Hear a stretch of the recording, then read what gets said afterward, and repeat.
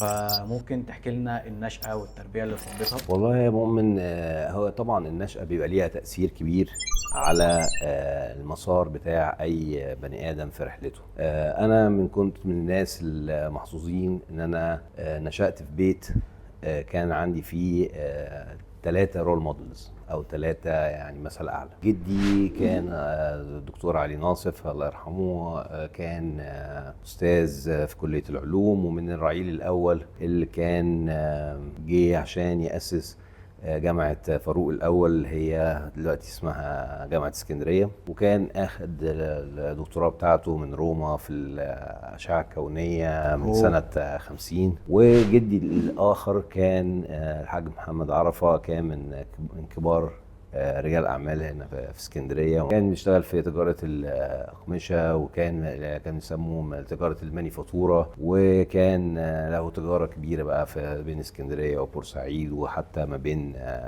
الدول العربيه. عارف الناس اللي هو يقول لك عليها بيمسك التراب يبقى ذهب، فهو كان من الناس ديت. تاجر شاطر جدا، راجل اعمال شاطر جدا، بالاضافه الى والدي ربنا يديله الصحه المهندس عادل ناصف. هو طبعا كان مهندس بترول، من الناس القامات الكبيره يعني في قطاع البترول، وكان بيشتغل في هيئات كبيره.